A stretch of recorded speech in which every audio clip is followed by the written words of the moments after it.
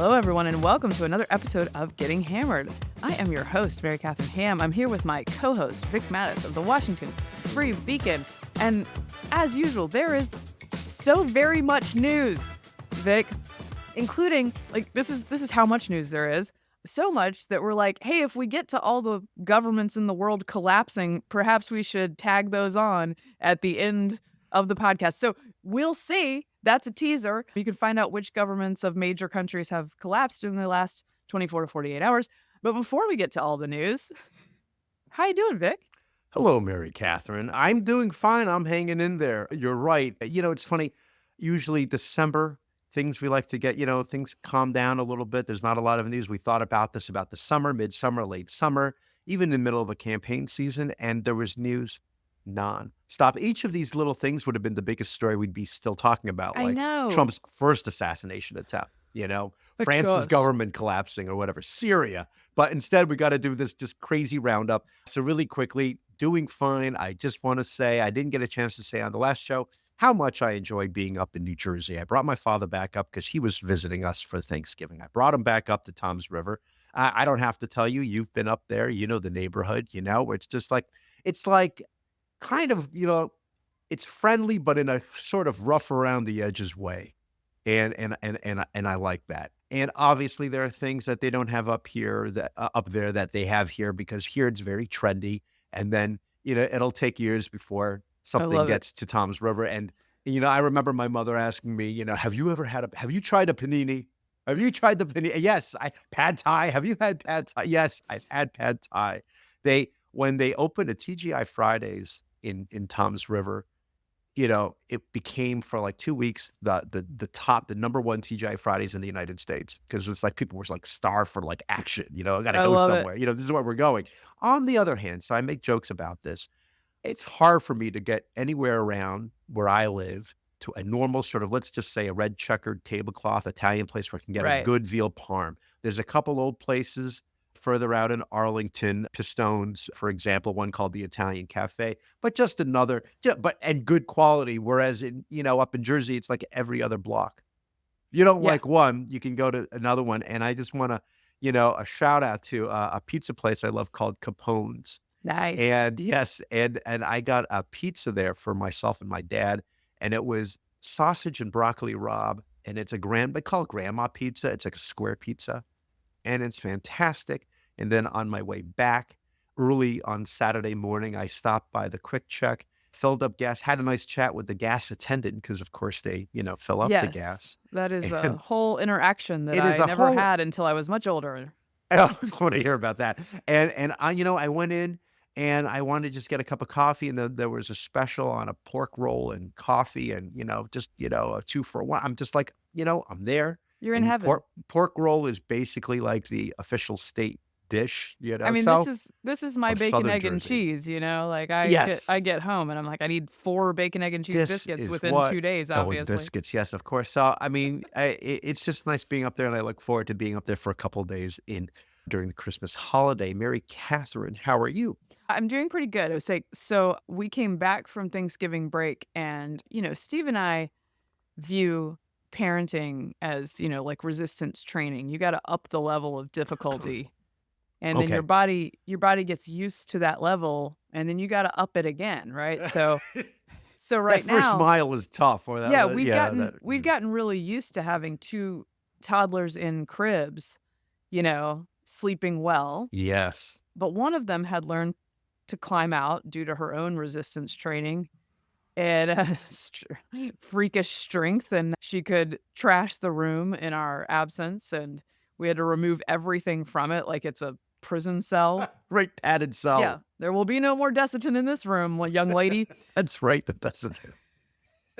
Like expensive diapers just getting torn apart and thrown everywhere. Wow. So money down the toilet. So I found on Facebook Market a bunk bed for toddlers. And I know this is going to sound scary, right? Okay. But I was like, okay, it's a good deal. I'm picturing something, but go ahead. Like, it's a good deal. She can climb out anyway. We're going to have to switch them to big beds eventually. Yeah, it's only a matter of time. It's a very small room. So I was thinking about doing 2 twin beds, and it was going to be tricky. And I'm not sure I want to buy two like toddler one on beds. each side. Yeah. It would be very small. Mhm. And I'm not sure I want to buy two toddler beds Mhm. of weird size mattresses and stuff so that then I have to upgrade again. You're going to upgrade again. That's true. So I got a babyish bunk bed that is, the first bunk is on the floor. Okay. Like mattress on the floor? Yes. So the first bunk, this is the nerfified bunk bed of our time, right? And you have to convince your child that they're not actually slumming it too. Like you're sleeping basically a mattress on floor, like it's a flop house. Yes, this is a 19-year-old college sophomore dude's bedroom. Right. That is though. That is true. That's true. No headboard, mattress on the floor. Okay. So the bottom bunk is on the floor. And then the next bunk, and also it's very cute. It looks like a little playhouse. It has like a roof, like a roof with shingles and everything. It's adorable. Oh, okay. But the rail on the top, rail on the top bunk, which isn't very high, is almost totally blocked off. Like the chances of falling out of it are just very slim. Okay. However, it does have a special feature, and that is that the opening from the top bunk is a slide. Okay, to come down. You just sort of well then but then does that mean that it just cuts across the room? Yes.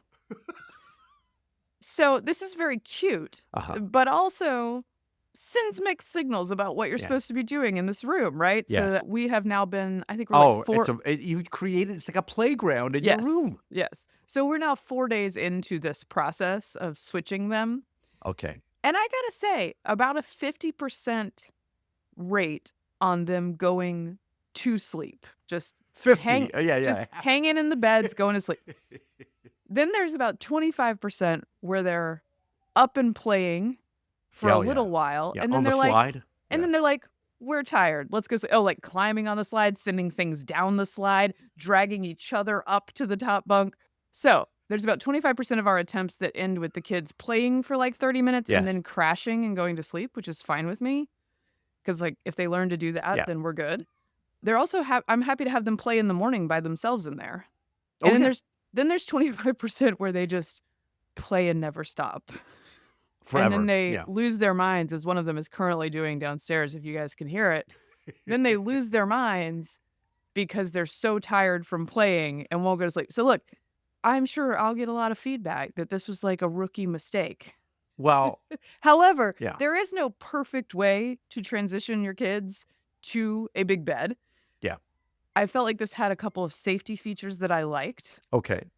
And fit in the room, and most importantly was very cute. Yeah. So let's just focus on that. And if they end up learning to play for a few minutes and go to sleep, and then play when they get up so I don't have to worry about them, I think we're in good shape.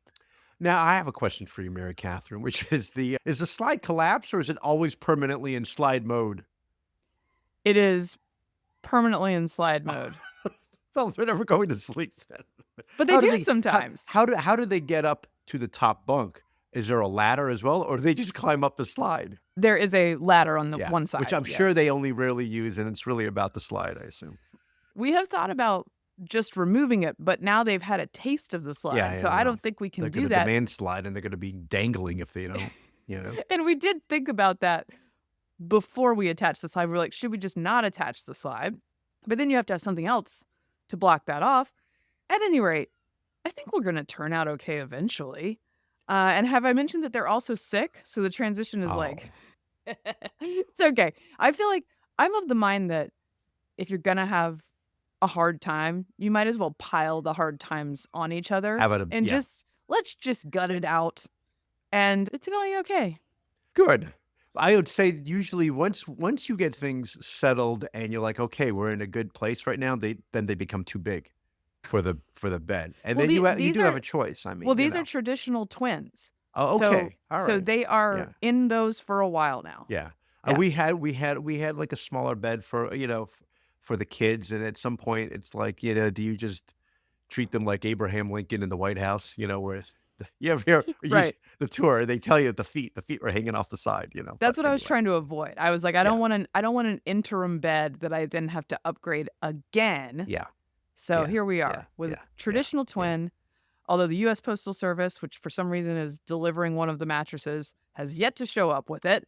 So it's the season. We've got one mattress. Also, like, as long as it's Amazon, you're doing okay. Once you get that notification that your package from Amazon has switched to USPS, good luck Oh, with that, my friend.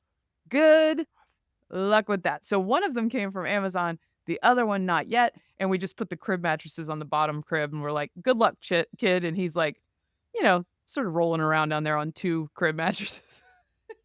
that's fine. That's I fine. think it's fine. No. It's fine. You know what? I had to, speaking of the Postal Service, and I know they work very hard, but I had to get my dad this one time. He left his handicap tag, I think I mentioned this, in my car. And so he Oh, needed it and said, well, I'm going to go to the Postal Service and get, like overnight, second night delivery, pay the extra money. He didn't get it for a week. yeah, no. Yeah. You got to go straight to UPS, Yeah. Vic. Really, No. lesson learned. Lesson Now learned. you know. Yeah, All that's right. After all that drama, shall we get to the news? Well, let's do it.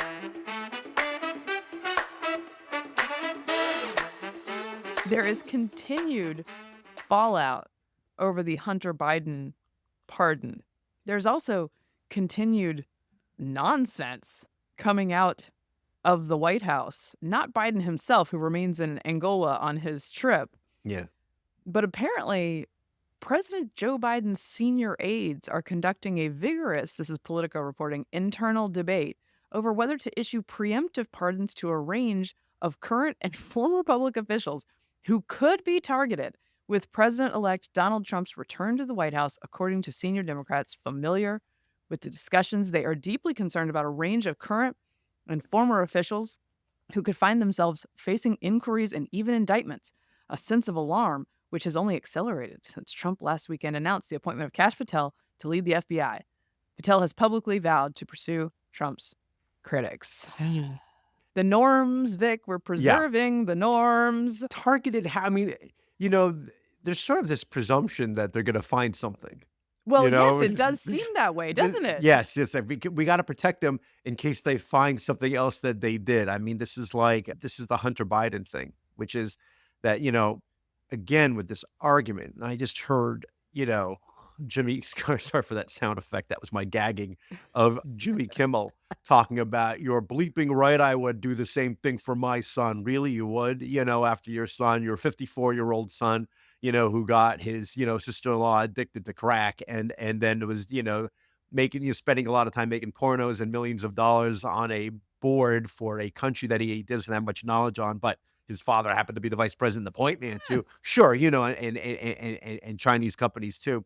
It wasn't specifically that pardon about 2 particular crimes, meaning the gun crime and tax evasion. It was that blanket pardon for the last not 10, but sort of 11 years, and what crimes that he not only that he committed, but he may have committed. You go back to the WhiteHouse.gov statement of the pardon, and you will read it there. It's may have committed. Right. What is going on here?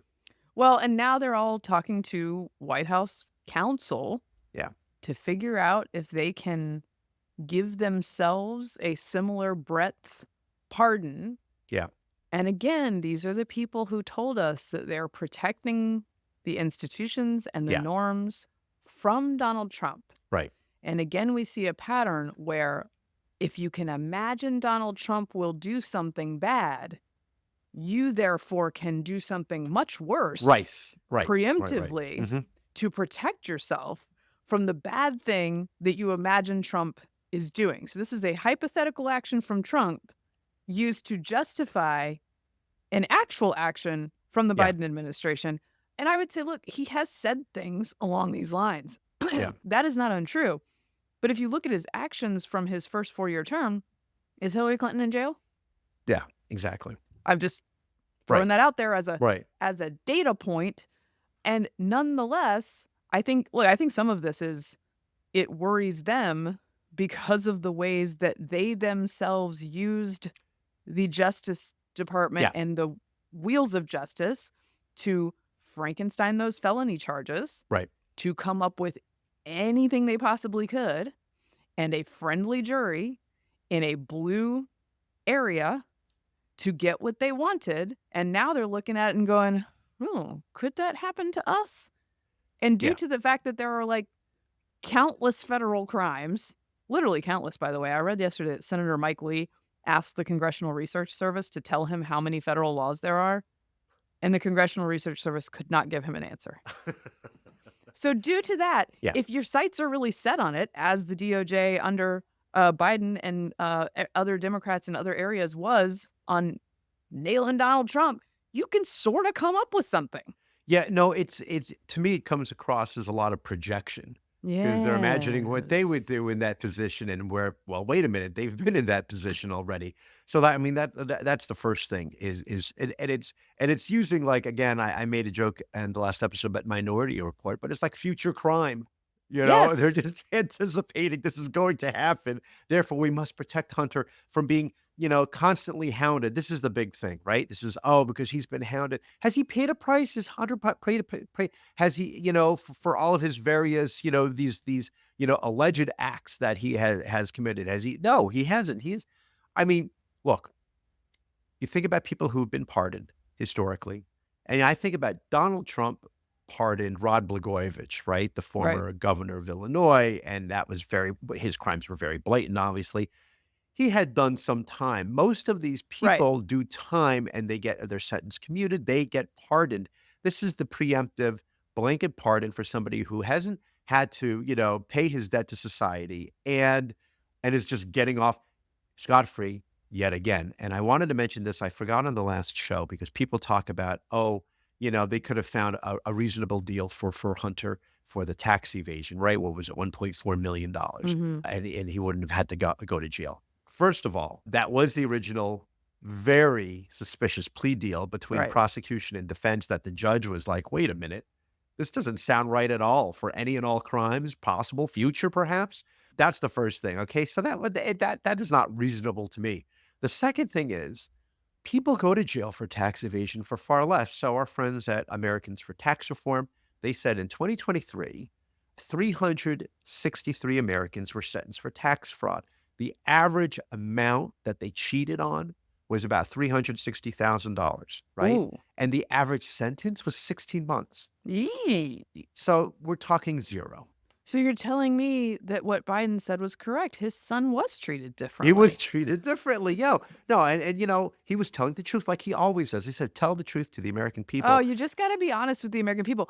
Well, and Vic, what all of these other officials are seeking is blanket pardons from Biden for blanket people, right? Yeah. Like, so, I mean, who are they? like- I want to know who they're talking about. Who are they concerned about? Who wants the pardon? And are they just using an auto pen at this point? Well, to sign the pardons? Yeah, I know. Somebody get the president with dementia on the phone for 5 seconds to say yes to this. Like, what are we planning? Yeah. By the way, a friend of mine, Sarah Isker, to the point about who's on the list. Right. She noted, this is a terrible idea. We just had a conversation about presidential immunity and how unlimited presidential immunity would be very bad. And if you set this precedent, then every administration could do what it wants and then blanket pardon its administration, which is on an his way out. insane thing. But she noted, to add weight to her argument, she's on the list of deep state people that Kash Patel thinks are a problem. So she's Sarah is? Yes. So she's like, theoretically, she was at the DOJ. Yeah. She's like, theoretically, I guess I could benefit from this. Yes. But I should not, because it's insane. And let me read a couple quotes. Representative Brendan Boyle, a Democrat from Pennsylvania, a close Biden ally who hosted the president in his district shortly before the election, issued a plea Wednesday for Biden to offer blanket pardons. Quote, "This is no hypothetical threat," Boyle said in a statement, adding, "The time for cautious restraint is over. We must act with urgency to push back against these threats and prevent Trump from abusing his power." So we're going to abuse power to prevent Trump from abusing his power. This is always the story. And have they caught the damn Roadrunner yet? Because the Roadrunner's president.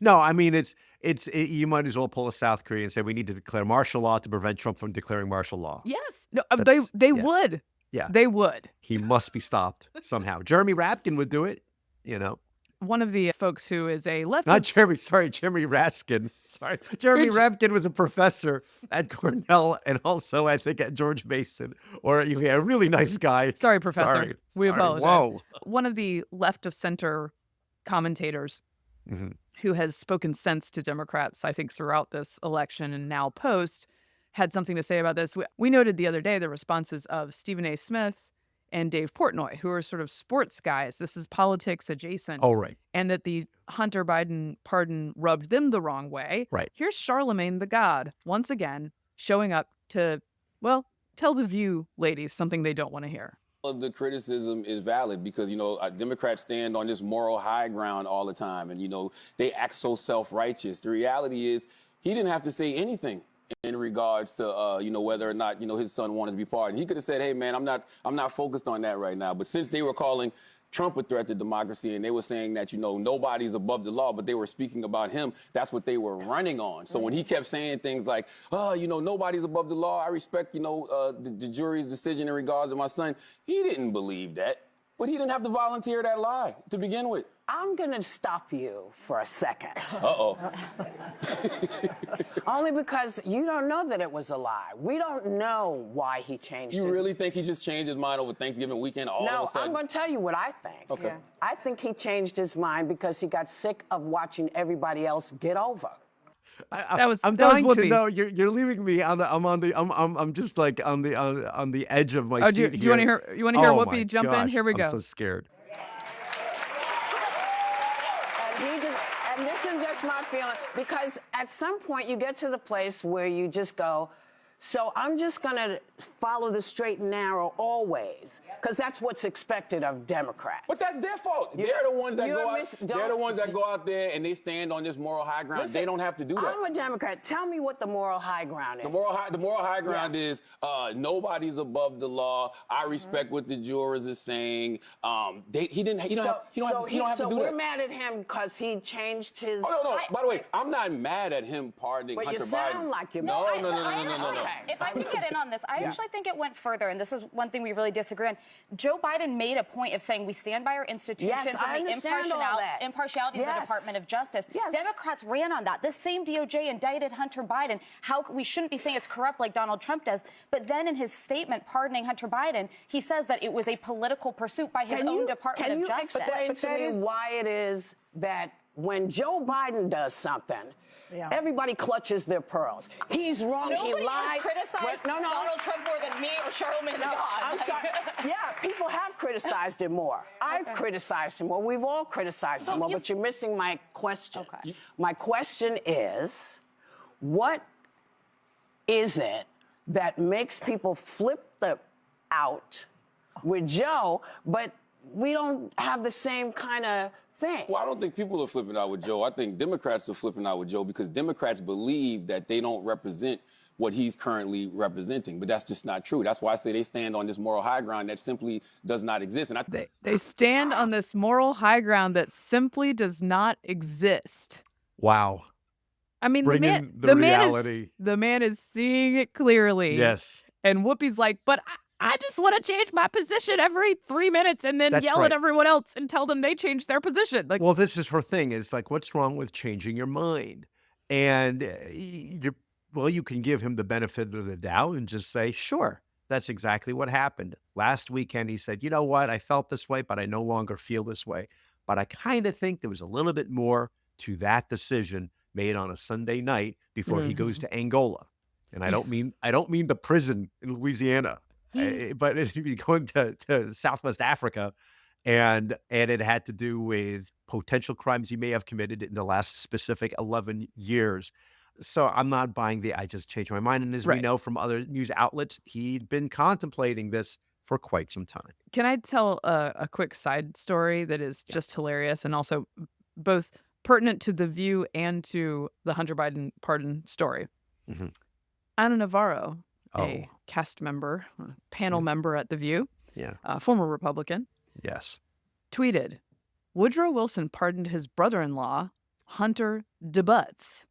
Bill Clinton pardoned his brother, Roger. Donald Trump pardoned his daughter's father-in-law, Charlie Kushner, and just appointed him ambassador to France. But tell me again how Joe Biden is setting precedent. Laughy face, laughy face. Okay.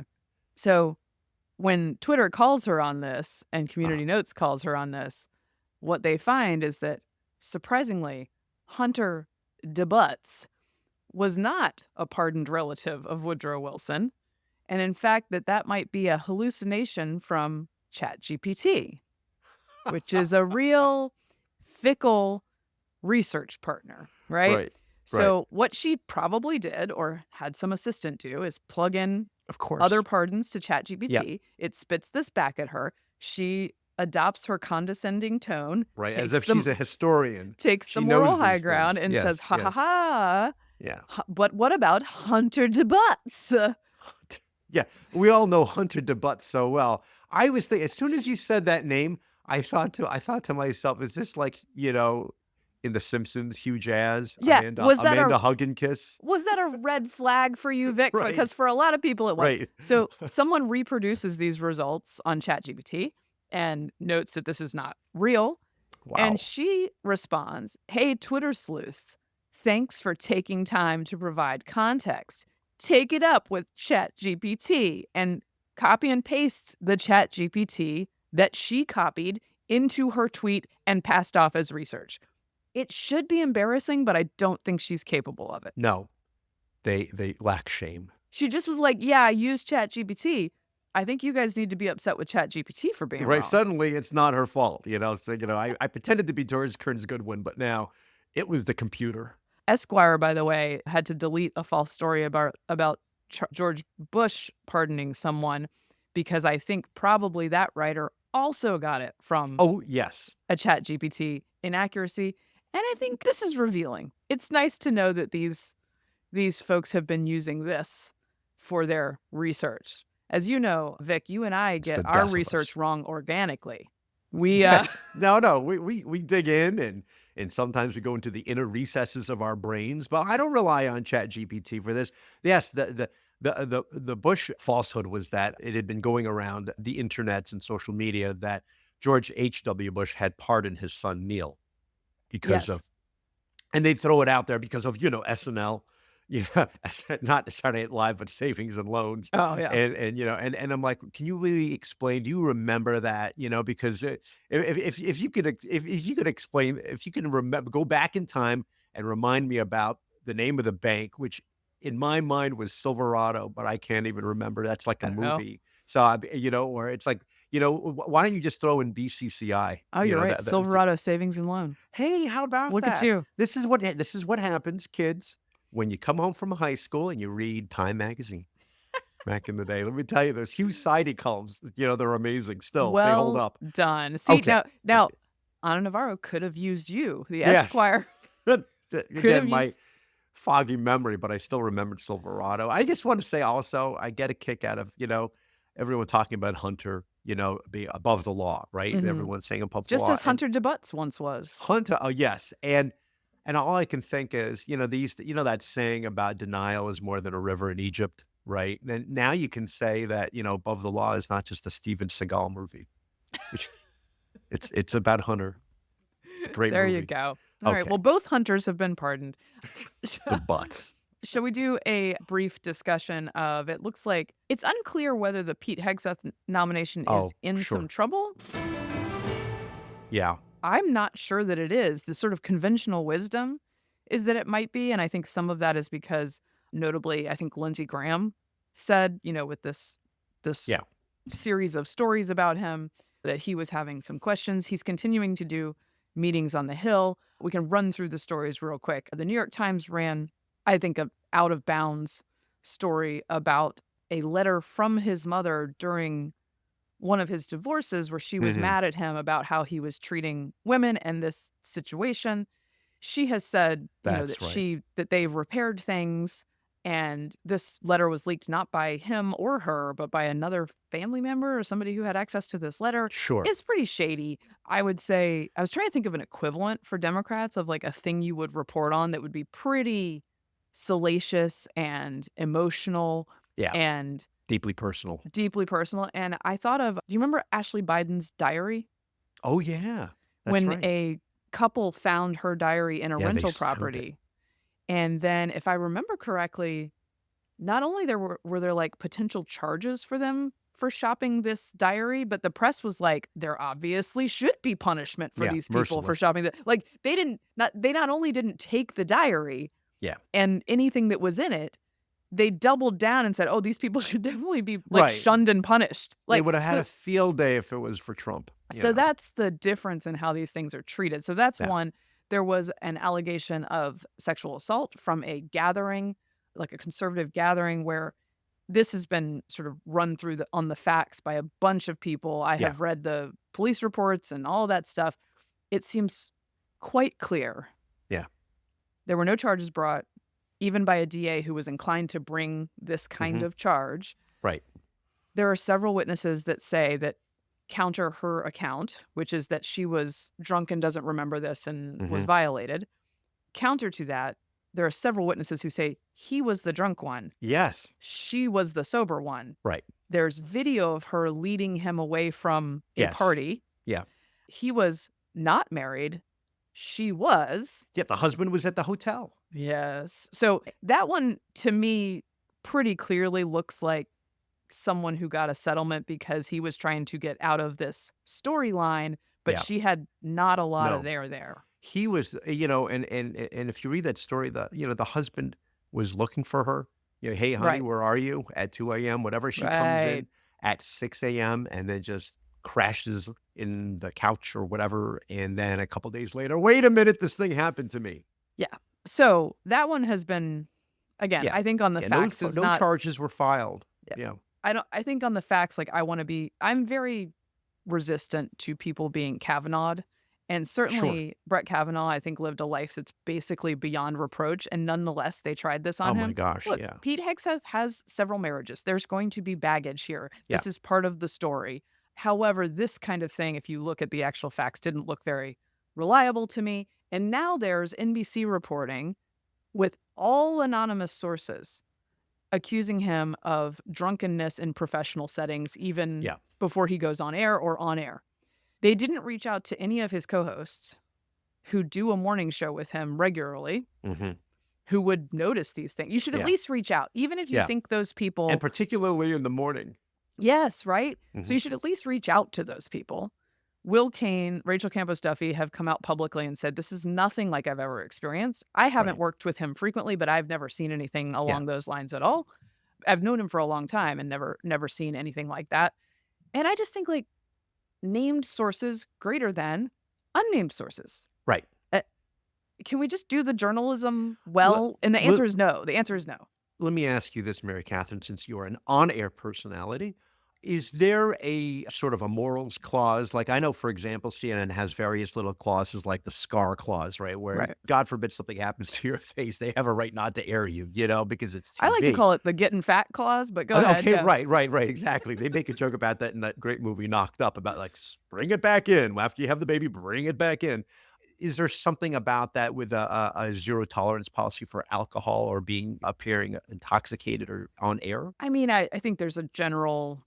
I'd have to check like actual language, but I do. Yes, there's a general sense of like behavior. This is a fireable offense if your comportment on air if your state is altered. I would also say, you know, we saw this is the double standards thing. It just grates on me.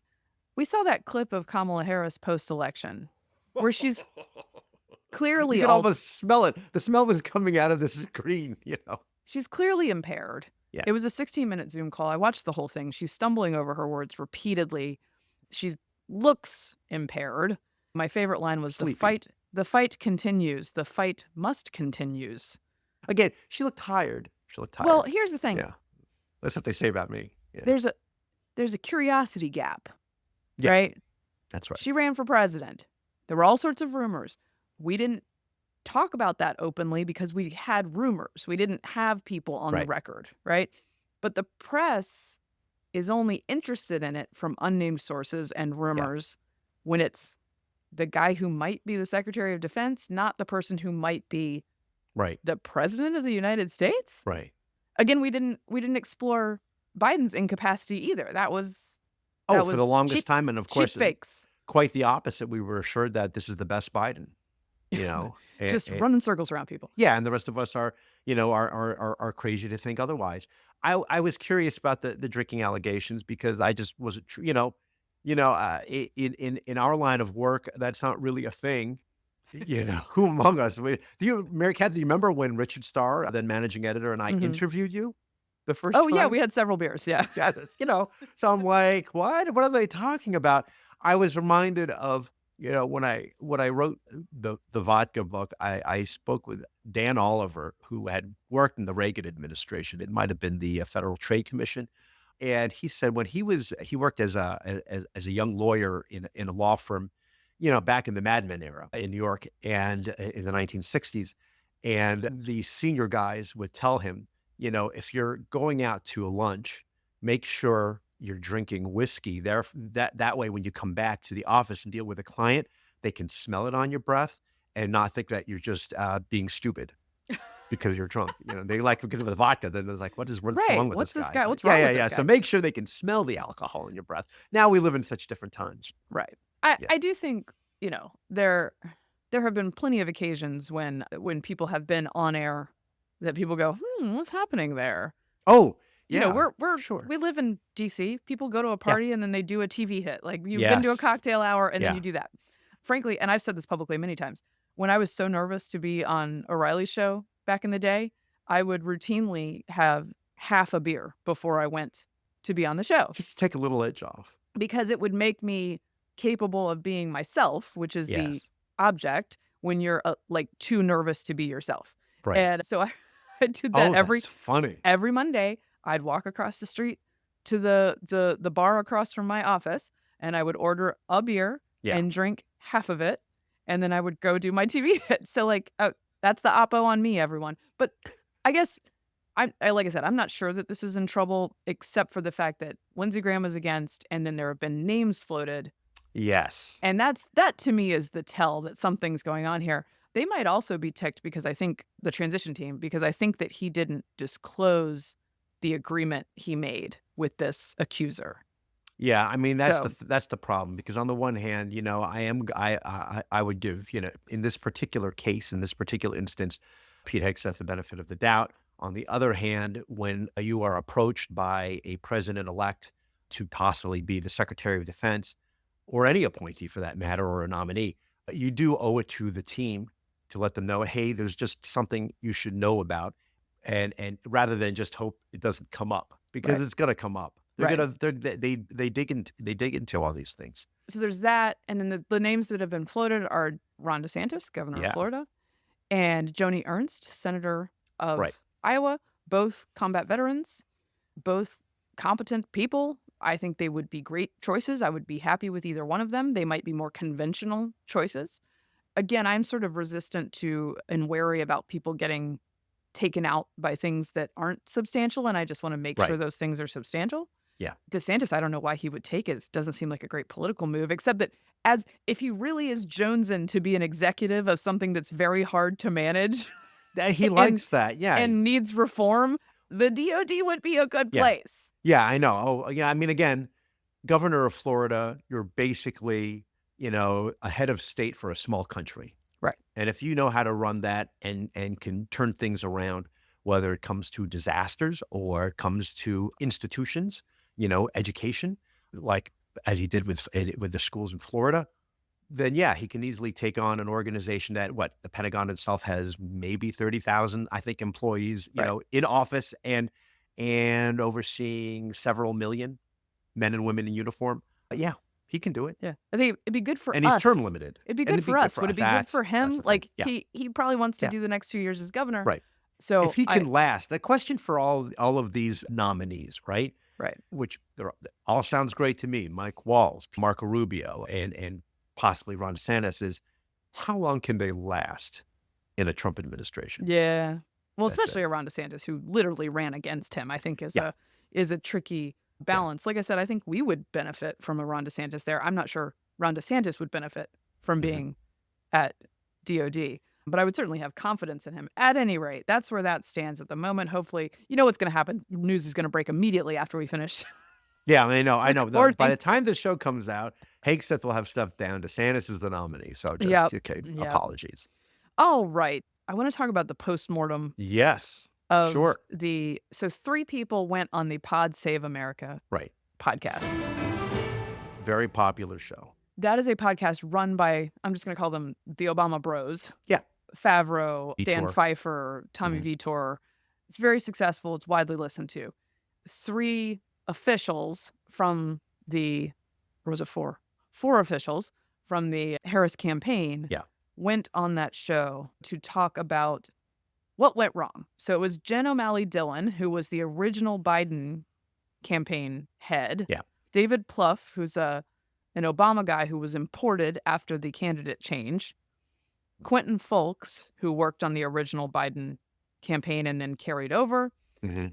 Stephanie Cutter, again, an Obama spokesperson, brought in. So it's like this, I think something they were handicapped by the entire time. It's this hodgepodge of people who have different motivations and different attachments to the candidate, if any attachment at all, by the way, which is something I think one of her issues is that she had no loyalists. No, she did not. No one's a Kamala person. Unless you're her sister, and what's his name, Tony West, is it her, the brother-in-law? I mean, it's, that's a very small coterie. So a couple of things I just want to give, like, the sort of basic thesis from these guys was that we made a lot of progress. We didn't quite get it across the line, but her approval ratings went up. We had a lot on our plates. We had to define her and also remind people how terrible Donald Trump was.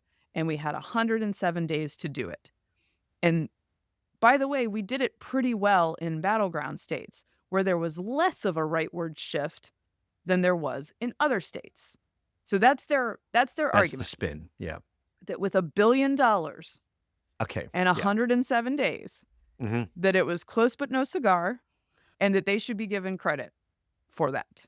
I will give them their due when it comes to a very short campaign. That is true. They were not prepared for this. Joe Biden, who shouldn't have decided to run for re-election when he did, and then string it along until, the middle of the summer or whenever it was, and then saddle her, his running mate, his successor, with a very short campaign. I get it.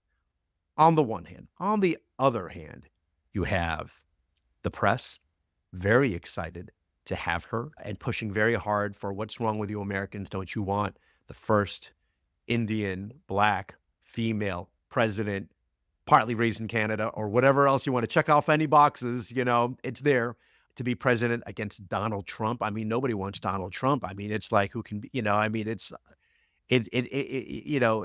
we're going to help you every step of the way. Okay. That's the first thing. And the second thing is, you mentioned the amount of money she raised. It used to be seen as, as something shameful and a sign of corruption, the width of corruption, and that you were buying an election to say, oh, I'm going to raise, hundreds of millions of dollars. She manages to raise $1.5 billion and finishes $20 million in debt. Right. So I'm just, again, as Christine Rosen has said, for somebody who claims to have a middle-class background, she spent like a drunken sailor. I know, crazy. By the way, this was portended by none other than Barack Obama when he bypassed the federal public financing system for the general election. That's right. He abandoned, as he often did, an earlier commitment, which was the moral high ground, to take the money if his Republican rival did as well. But then he learned that he was going to raise a bunch of money, and he was like, never mind. I want to raise as much money as I can. Yeah, and suddenly it became cool to raise $1 billion. Well, no, so that became the moral high ground, because that's how it works. If a Democrat has a position, it is the moral high ground. So we saw this coming from way back in the day. Another note I want to make is they talk about the trans ad. Should I play a little bit of that for you? Okay. And the trans ad, I think because of the content, a lot of people felt like it was much bigger than what it was. But to put that into context, Team Red, meaning Trump and all the super PACs that were spending on Trump's behalf, that was 7% of their total ads was on that issue. Was that specific? I think it was specific. 2 ads, right? Yeah. There was the original, and then there was the one with Charlemagne. Yep. And it was all Trump.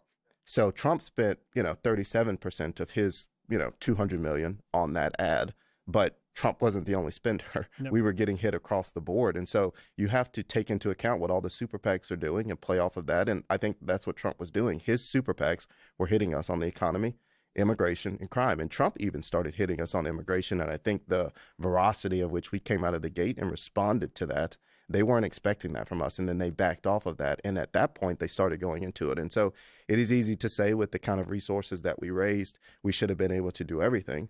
But that's not the case. You have to make decisions in the time frame that we were in this race. We had to choose. And we chose to focus more of our attention on, one, driving down Trump, because that was not being done in our ecosystem on our side. And it was incredibly important that we did that, as well as defining her. And so if we spent this entire race, and not to be defensive about it at all, but if we spent this entire race pushing back on immigration attacks or crime attacks and pushing back against trans attacks, at what point are we bringing Trump down and or introducing the vice president on our own terms? We're playing on their field. And I think that that was ultimately what went into it. But again, it wasn't something that we missed. It's just all of our testing told us that the approach that we were taking of her being more positive and talking about the economy and what she would do was a better tactic. So they go on to say that it's interesting. Actually, they did try to target people online who were getting this ad. They note that it wasn't, although it was a large part of spending by the Trump campaign, it was not a large part of spending by the whole universe of red-leaning PACs. But they note that anything they did to respond barely got them to neutral. It could never get them to putting points on the board. And this despite the fact that trans issues are rated fairly low by voters as something they care about. So what I think they missed throughout all of this discussion is that people had banked 10 to 15 years of y'all being crazy on this issue. And therefore this ad, in her own words, that's a little aside from him, that was Quentin Fulks speaking, pretty important. People know this is where you are on this. Yeah. And they didn't erase it because she didn't run on trans issues. Right. They're trying to say that her entire political legacy and her career, can be summed up in 3 months campaign where she doesn't mention it. And therefore she doesn't, that's a ginned up, concern or a panic. And in fact, as you mentioned, it's something that's been going on for a very long time. And suddenly they decided to remain silent about it because, of course, they're trying to run and win and they know it's not popular. The problem is I get it. I see what they're saying. I see what they're trying to do. I understand. But she dug them into that hole. And that's the thing. It goes back to whatever it is, the short campaign, the trans stuff, the lack of public trust, you dug yourself a hole. Yeah. And now you have to deal with the consequences. You don't get to excuse yourself by saying you were deep in a hole. Right. Right? One of the biggest things, I think one of the biggest news stories was Andrew Kaczynski finding the 2019 ACLU questionnaire. Yeah. Where she took very hard left positions, further left. Again, she was rated further to the left than any other U.S. senator, including Bernie Sanders. And suddenly nobody wanted to mention that. But, she had a position. In fact, the organization that rated her removed that from the internet. They did because, again, they're all trying to help her win. And yet she couldn't win. And forget the blue wall. Couldn't win a single state in the blue wall. So that was a problem. And people were not convinced that even though she says that she's not for the things that she said in 2019, whether it be for, taxpayers paying for prisoners or illegals having trans surgeries and that she's against fracking and now she's for fracking. Nobody was buying that. And she didn't, she just didn't do a good enough job convincing. And but what do they say? What did Jen O'Dillon say in that interview? She said she complained that the questions were too processy. That's her words, processy. I think the questions were pretty straightforward. Well, and they're also ignoring that I think the alternative, a long campaign, would not have behooved Kamala Harris. No. She does worse with more exposure than better. A primary process would have helped the party, but they opted out of that. Right. And again, they caused this problem for themselves. They also talked a little bit about the podcast universe, important to us as a, leading moderately right and moderately reliable podcast. They talk a little bit about that. Yeah. They concede that going on Rogan was not make or break, but that they had set her up to try to do that and that it didn't come together. But here's a little bit of that discussion. She was ready, willing to go on Joe Rogan. Would it have changed anything? It would have been it would have broken through, not because of the conversation with Joe Rogan, but because the fact that she was doing it. And that was really the benefit of it. Will she do it sometime in the future? Maybe. Who knows? But it, didn't ultimately impact the outcome one way or the other. But she was willing to do whatever it takes. Yeah, Dan. So what's clear is we offered to do it in Austin. People should know that. Didn't work out. I think, maybe they leveraged that to get Trump in studio. I don't know. And then, we were obviously not going to be back in Texas, but offered to do it on the road. So and he wouldn't travel, right? Right. No. Yeah, I agree with Stephanie. Like, I don't know at the end of the day how much it would have driven vote. But listen, the reason that we, the night of the first debate, challenged Trump to a second debate, we were going to do that whether that first debate went good, bad, or indifferent. We needed big moments. We were behind in the race with a candidate who was not fully defined. So that's why I think why we would have done Rogan. Trump did a ton of podcasts. Like, let's put Rogan aside, right? As I said, you don't win or lose. It would have been a big moment. You don't win or lose the campaign on one podcast.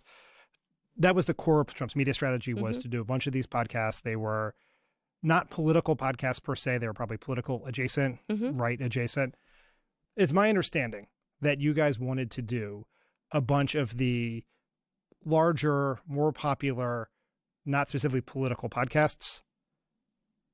Can you talk a little about why that may not have happened? Like, I'll give you, for example, it's Hot Ones, right? Oh, yeah, Hot Ones. Hot Ones is an example where, I- like, there never in time has there been a candidate better suited for a Hot podcast Ones. than Kamala Harris on Hot Ones. So I think if I remember correctly on Hot Ones that they didn't want to delve into politics. Well, and that's across the board, Yeah, I think right? that's yeah, important. but some of them did.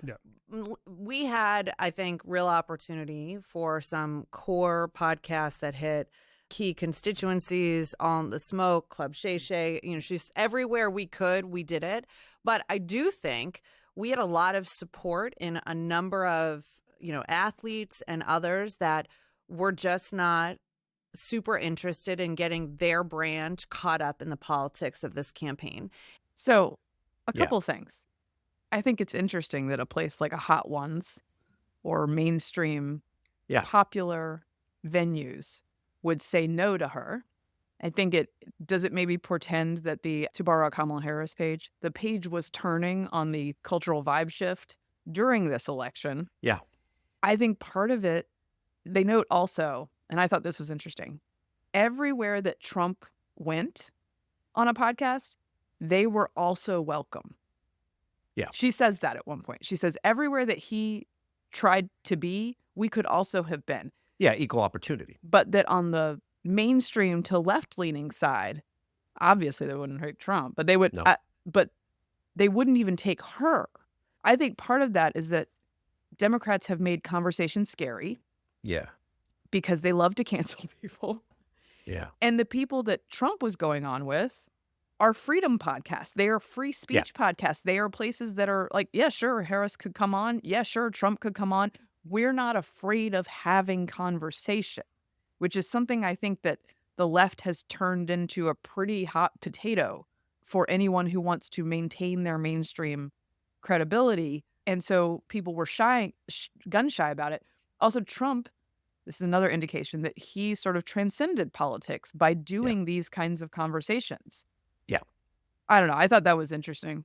The Harris campaign, I think, found themselves in a position where, regarding doing interviews, they were damned if they did and damned if they don't, right? Because on the one hand, they said she's really bad at this, so we're not going to do any press interviews. She would have been terrible on Hot Ones, by the way. Yeah, no, everything. I mean, think about the stuff that's already scripted, like when she wouldn't go to the Al Smith dinner, and then she had Molly Shannon there. Hot Ones, by the way, I should clarify, is a very sure. famous YouTube show that has celebrities try increasingly spicy wings. And they have a conversation while they're doing it. And some people are just in absolute tears.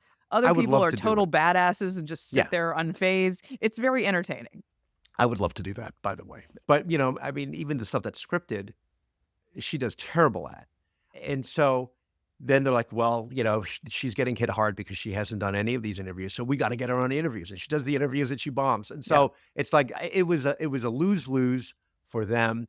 And as you mentioned, the best thing that could have happened is if they had a primary early on, a legitimate primary where she wasn't the candidate, much as she wasn't the nominee in 2020. There's a reason for that. A couple more quick notes about this, because I did listen to the whole thing. One, they also say that it was a narrative that she wasn't taking interviews in those early days. And I just want to make clear that wasn't a narrative. That was It's a fact. She went from July 21st to August 29th. And that doesn't, you could extend the timeline, in fact, if you went to solo interview, because it was even longer before she did a solo interview. She did that Dana Bash interview on CNN with Tim Walz on August 29th. That's not a narrative. That's just reality. So that's one. Two, I believe it was Stephanie Cutter who made the point, and I think this bodes badly for Democrats. I think this whole interview boded badly for Democrats getting a handle on what's going on here. Right. Because they didn't really take a lot of responsibility. But she noted that they don't have a pipeline of campaign talent because of COVID. Yeah. What does that mean? So I think what the Democratic Party has done in being the COVID regulation loyalists, right? The COVID freaks, I'll just call them that. They lean toward a more anxious, neurotic class who during the COVID years did not get experience doing the normal face-to-face campaign operations. And she even says, I think it was Cutter. She's like, the reason I was doing this job is because I was in pre-COVID. I did politics pre-COVID. So if they have indeed sort of hollowed out their experience pipeline because people didn't want to leave their homes during COVID or have contact with people, that's going to go badly for them in the future. It's ironic that their downfall is the very policies they championed. Right. You know, because they push for this. Everybody stay at home, do a poetry slam with your family. Don't leave. Don't go to a restaurant. You know, it's this. Yeah. Yeah. It's just nonsensical. Don't go outside to see the sunset. We're going to find you. Don't go to the beach. Dangerous. The beach is dangerous. Well, it's the same philosophy. It's the same problem with all of COVID sort of rationalization, which is like, we can just unplug this and press pause and no bad effects downstream will happen. And it just wasn't true. Sorry about the mixed metaphors. And then one last thing. There's a whole bit at the very end where, again, I believe it's Cutter, goes on and on about people's contributions to this campaign and the people who like made it happen, including the supporters they got who, donated all that money. Yeah. I do not believe at one point in that soliloquy does she simply say, thank you. Right. She says, your power is real. She says, all right, what you did made a difference. She says, we need you moving forward, so you have to stay engaged. She says that. Yeah. I don't believe in the whole podcast is there a sorry or a thank you. And if I were running $1 billion venture that did not succeed in its 107-day timeline, I would say, thank you so much for what you gave. I understand that times are hard for people, and you chose to give us this money for this job. And I'm sorry we didn't quite get it across the finish line. But it struck me that like this weird sort of empowerment talk and making an ask again for using your power and your money in the future to continue to fight Donald Trump. It's the opposite of what you should be doing. And it's indicative how they don't talk to normal people because they can't just say, thank you. Yeah. Thank you. No, that's right. Until they get to that point, they'll have a real problem, I think. I mean, on the midterm is going to be interesting because the Democrats will be poised to take back the House because the margin is now only 5 seats. Right. It's like 220 to 215 or something like that. But come 2028, the Republicans, I feel, have their act together, relatively speaking, better than what the Democrats are going to do. I mean, they have to grapple with how they're going to approach the whole populism thing post-Trump, and are you going to try to emulate Trump on the Republican side? But certainly on the Democratic side, they haven't figured this stuff out yet. Well, especially if a lot of it is just excuses. I mean, I listened to that and I thought to myself, so much of it was like, the great, John Belushi line in the Blues Brothers, at the end when he's in front of Carrie Fisher. He's like, my car broke down. I had a flat tire. My tux was at the cleaners. There was a flood. It's like everything, but it's not my fault. Right. And it's not the fault to say sorry. No, of the party and the activists for making us, for being crazy about certain issues for 10, 15 years. Mm-hmm. Okay, we're running out of time, so let's do speaking of being crazy on issues. Yes. And this is an indication of why voters didn't believe her about the trans stuff. The current administration took an extraordinary step by joining a lawsuit by trans adolescents and their parents against the state of Tennessee, which had banned the use of puberty blockers and hormones, cross-sex hormones, for minors in that state. The administration joins this suit. It ends up at the Supreme Court, and it was argued this week. And I just wanted to give you guys a heads up about that. And I'll read you through a little bit of just how this came about. Supreme Court on Wednesday, this is SCOTUS blog, heard a challenge to Tennessee law that bans the use of puberty blockers and hormone therapy for transgender teens. The dispute could be one of the most significant decisions of the term, and with similar laws in 23 other states, the court's ruling is likely to have broader implications for the protections available to transgender people across the country. Enacted in 2023, the Tennessee law, known as SB 1, declares that the state has a compelling interest in encouraging minors to appreciate their sex, particularly as they undergo puberty. SB 1 prohibits doctors from performing surgery, a ban not at issue before the justices, or prescribing puberty blockers and hormone therapy to affirm the gender identity of transgender teens. The law, however, allows the use of the same treatments for other purposes. For example, puberty blockers may be used to treat young people experiencing early puberty, while hormone therapy can be used for young people for whom puberty is delayed. Now, it sounds to me like they're trying to make off-label use of hormone therapy in medically contentious issues a constitutional issue instead of just an age limitation issue, which I think is how Tennessee is seeing it. Right. They want to Roe v. Wade it. Well, and they're arguing, despite the fact that the ban exists for boys and girls equally, that this is a sex discrimination case. Right. Because if you're a boy who needs to kick up his natural puberty, you can use testosterone. But if you're a boy who identifies as a girl, you... the other way around. I know. A female cannot take to testosterone, and that is their complaint. By the way, can I just congratulate the justices who did quite a good job at keeping these things straight in their heads when it's hard to do the verbal gymnastics trans male, around trans female, this what that stuff. means. But it did not sound like the justices were terribly friendly to the government's argument. Most of them. Except for Ketanji Brown Jackson and Sotomayor. Kagan asked, as usual, some tougher and more interesting questions, I would say. Yeah. At one point, there was an exchange that I thought was very interesting, which is where I believe it was Alito asked, is being trans an immutable characteristic? And he kind of made the trans-identifying lawyer, by the way, for the ACLU go down this path. And then he says, well, do some people who are trans regret that decision and then decide that they align with their biological sex again? Right. And the lawyer says yes. And Alito says, so it's not immutable. And this is interesting because immutable characteristics are what can be protected under these type of laws. Right. Again, by the way, I am not a lawyer, but I did listen to the case, and I'm just sort of trying to give you guys a broad understanding of it. So apologies if I've made errors in my judgment about it. That's correct. On the other hand, Mary Katharine, you do know that I was the legal correspondent on Right and Writer. That's true.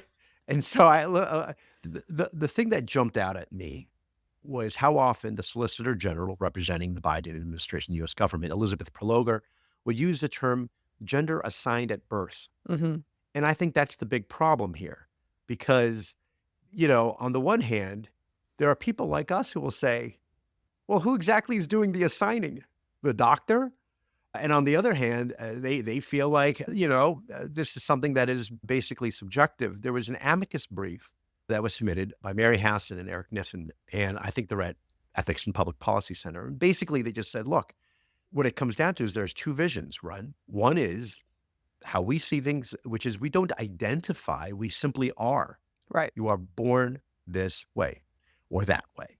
And obviously, there are other people who are born and they have issues and congenital defects and they need to be treated, obviously. But we're talking about people, how they feel inwardly, and that counts now as, against the term gender is assigned, right? So in other words, what I'm trying to say is for these people, you are being designated a gender that is not necessarily true. Right. The doctor could be wrong. And it's how you feel inwardly. And that, to me, I think that sounds very dangerous. Well, and the ACLU lawyer's take was the immutable... Strangio. Right, the Strangio, the Chase Strangio.